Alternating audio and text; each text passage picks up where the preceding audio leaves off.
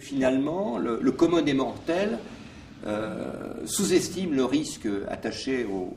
à l'accident de la route. Alors, je pense qu'il le sous-estime parce que, fondamentalement, le risque d'avoir un accident, à partir du moment où vous montez dans votre voiture, sur votre moto, sur votre vélo, le risque que vous ayez un accident en allant travailler, en faisant 10 km ce matin, c'est un risque très faible. Heureusement, sinon personne, si vous êtes quasiment sûr d'avoir un accident, vous arrêtez de vous déplacer par ces moyens-là. En fait, le risque de base est très faible. Mais simplement, nous sommes très nombreux, pour ne pas dire tous, à pratiquer la rue ou la route, et nous la pratiquons tous les jours, tout le temps. Et de fait, c'est l'accumulation de ce risque, l'accumulation de l'exposition à ce risque, qui fait qu'aujourd'hui, comme hier d'ailleurs, l'insécurité routière est un vrai problème de santé publique, au sens où c'est un phénomène qui peut toucher n'importe qui, n'importe quand. Et donc, quand on explique à un individu qu'on lui dit « Attention, l'alcool c'est dangereux parce que vous multipliez votre risque par 40 si vous êtes à plus de 2 grammes »,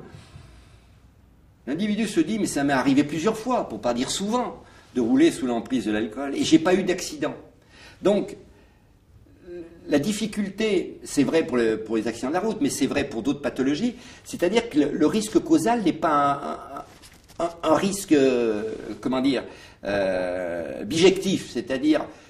je suis alcoolisé, j'ai un accident, je ne suis pas alcoolisé, je n'ai pas un accident. Ça ne marche pas comme ça. Vous avez l'énorme majorité des accidents, les nuits de week-end sont des accidents directement imputables à des conduites sous influence, mais à côté de ces conducteurs sous influence qui ont eu un accident ce samedi soir, il y en a des dizaines de milliers qui ont roulé cette même nuit sous l'emprise de l'alcool et qui n'ont pas eu un accident. C'est-à-dire la grosse majorité des gens qui présentent une cause d'accident, être jeune, être sous cannabis, être téléphoner, être sous l'emprise de l'alcool, être fatigué, etc., etc., l'énorme majorité de ces gens-là ne va pas avoir d'accident ce jour-là.